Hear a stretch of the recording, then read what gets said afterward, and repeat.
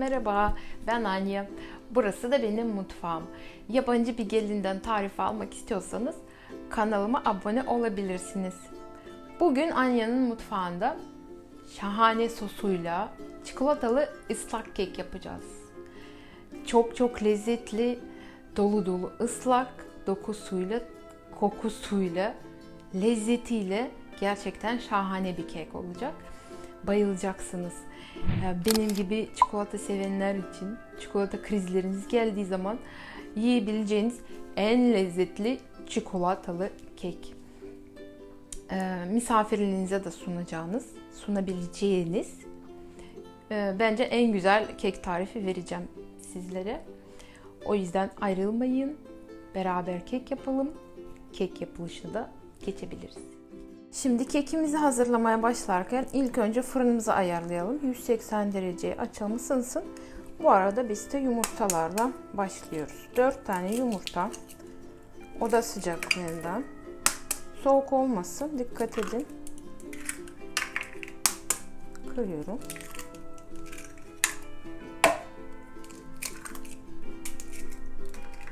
Üzerine 1 su bardağı şeker ilave ediyorum ve çırpmaya başlıyorum. Bunu uzun çırpmamız gerekiyor. Yani tamamen beyaz köpük olana kadar 8, 9, 10 dakika bile çırpabiliriz. Çok iyi çırpılması gerekiyor ki yumurta kokmasın ve kekimiz çok güzel kabarması için.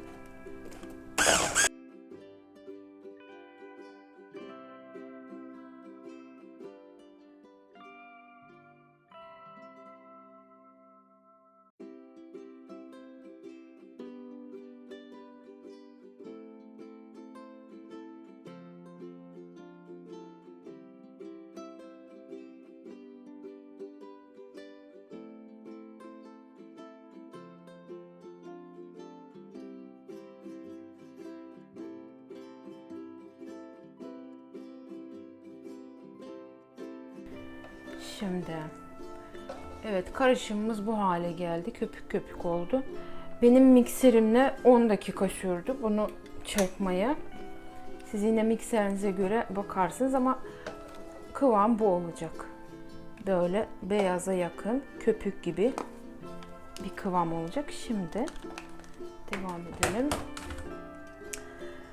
Burada 1 bardak sıvı yağ var. Onu ekliyorum. Ve 1 bardak süt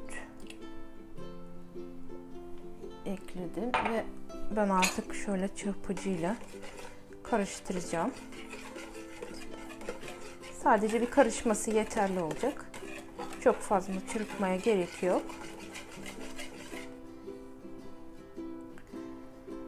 Evet. Şimdi artık kuru malzemelerimizi eklemeye geçiyoruz. Kuru malzemelerimizi şöyle elememiz gerekecek. 1 bardak un. Burada 3 yemek kaşığı kakao. Burada da 1 tane vanilin, 1 paket vanilin, 1 paket kabartma tozu var. Onları da ekledikten sonra eleyelim.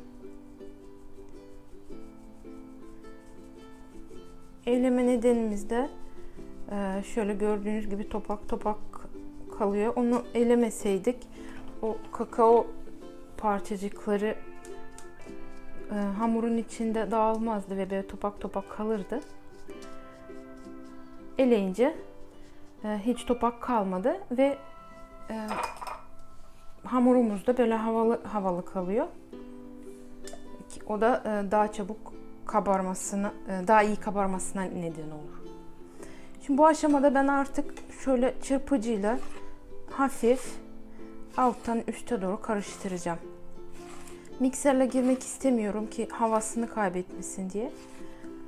Böyle hamur ne kadar havalı kalırsa o kadar güzel kabarır, o kadar yumuşacık olur ve daha güzel sosunu içine alır. Böyle bütün topaklar gidene kadar ve kuru malzemeler karışana kadar alttan üstte karıştıracağım. Şimdi kuru malzemeler tamamen karıştı. Ve hamurumuz da bakın sönmedi. Kabarcıklar hala var. Bu da çok iyi bir şey. Hamurumuz güzel kabaracak demek. Ben artık bu karışımı borcama alacağım. Ben şöyle dikdörtgen bir borcam kullanıyorum. Siz istediğiniz borcam yani ya da kalıp, kek kalıbını kullanabilirsiniz. Hafif yağlayacağım. Şöyle dibini ve kenarlarını yapışmaması için. Evet. Ve karışımı borcama aktarıyorum. Bak görüyor musunuz ne kadar çok hava var içinde. Bu da çok güzel bir şey. Havasını söndürmeden karıştırmaya başardık.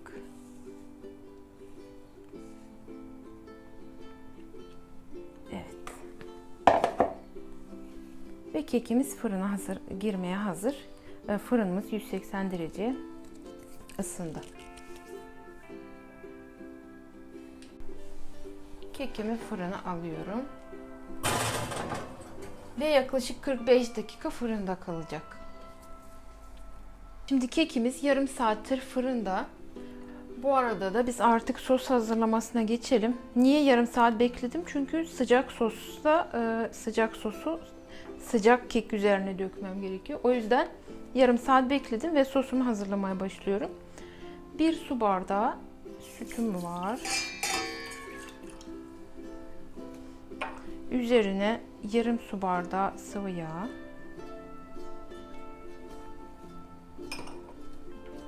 3 yemek kaşığı şeker.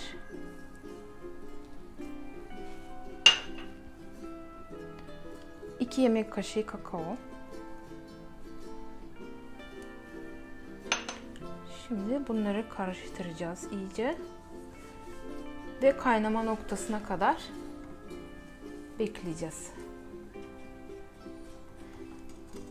Hafif kenarlardan kaynamaya başladığında da ben çikolata ile krema eklemek istiyorum sosa. Ama çikolata ile krema da şart değil yani sizin isteğinize göre bağlı. Yani çikolata ile krema eklemek istemiyorsanız birazcık şeker miktarını yükselteceksiniz. 5 yemek kaşığı kadar. Ama ben bu sefer çikolata yapmak istedim. O yüzden 3 yemek kaşığı şeker kullandım. Sonunda da çikolatasını ekleyeceğim. Ben bu çikolatalı sosu niye seviyorum? Çünkü içinde çiğ yumurta yok. Yani çünkü bazı ıslak keklerin sosunda hamurundan ayrılıyor sos. Orada da çiğ yumurta olduğu için bana göre koku yani çiğ yumurta kokar her türlü. O yüzden ben o sosları hiç tercih etmem. Bu sos efsane bir sos gerçekten. Yapın göreceksiniz. Hiç pişman olmazsınız.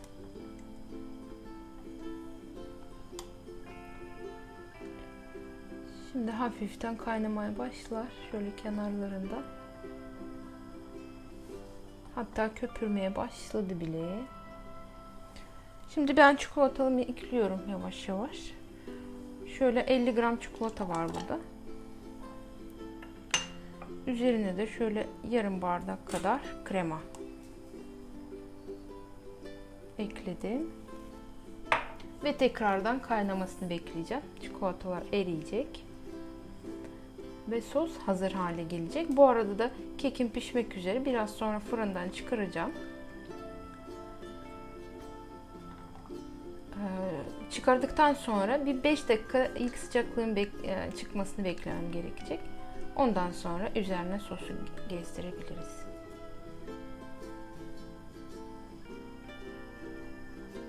Evet, sosum kaynadı gördüğünüz gibi. Çok güzel oldu. Çok da güzel kokuyor. Tamam, ocağı kapatıyorum. Sosu bir kenara bırakıp keki çıkaracağım fırından.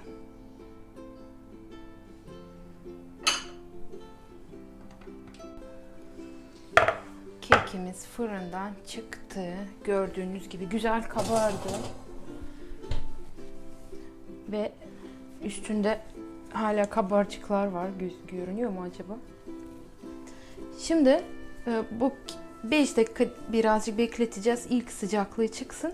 Ondan sonra dilimleyeceğiz ve sosunu dökeceğiz üzerine. O şimdi baya güzel kabardı ama 1 dakika içerisinde hafif söner. Normal bir şey. Tamam, bir 5 dakika bekliyoruz ve dilimliyoruz.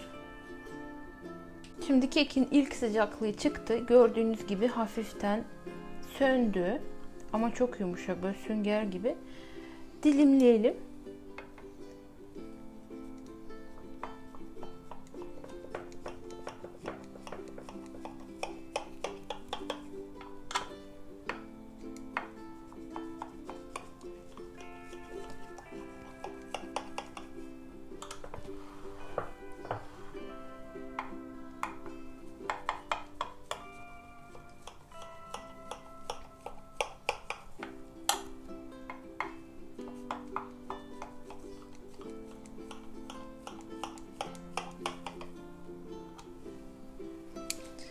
Ve hemen sosu üzerine dökelim.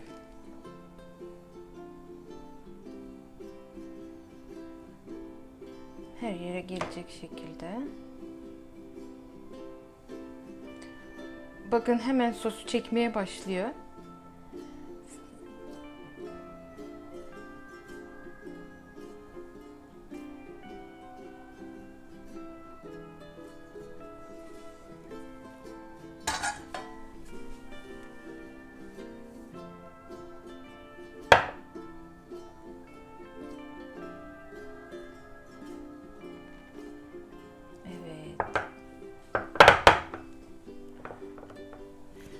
Şimdi bu şekilde birazcık bekleteceğiz. İyice sosu içine çektikten sonra artık servise de geçebiliriz. Yani isterseniz ılık şekilde servis edersiniz. İsterseniz soğuduktan sonra da nasıl isterseniz tercihinize göre. Şimdi kekimiz sosunu çok güzel bir şekilde çekti. Gördüğünüz gibi parlıyor. Ve artık da tam da soğumadı, ılık. Bir yarım saat herhalde. Yarım saat 40 dakika geçti aradan ama sosu tamamen çekmiş durumda. Artık ben böyle bir parçayı size göstermek istiyorum. Bir parçasını alıp servis yapacağım. Ortasından.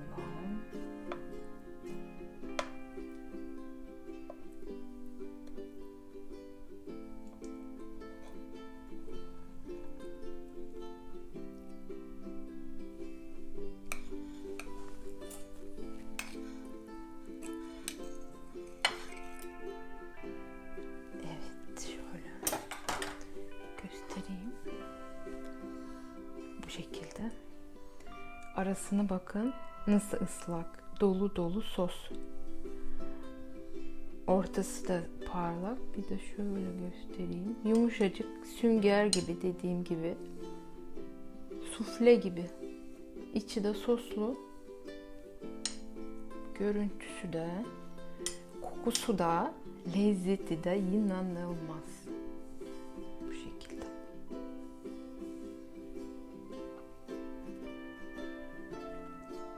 Evet, efsane sosuyla çikolatalı ıslak kekim tarifi de bu kadardı. Bilmiyorum kamera her şeyi aktarıyor mu ama dokusu gerçekten çok güzel. Efsane gözüküyor. Kokusu zaten keşke hissedebilseniz. Çok çok güzel. Dolu dolu, dediğim gibi dolu dolu çikolatalı ve dolu dolu ıslak. Gerçekten çok çok lezzetli görünüyor. Deneyin, tavsiye ediyorum. Pişman olmazsınız. Tarif birebir tutuyor. O yüzden yani çok güvenerek söylüyorum. Denerseniz de video altına yorum yazmayı unutmayın. Yorumlarınızı bekliyor olacağım.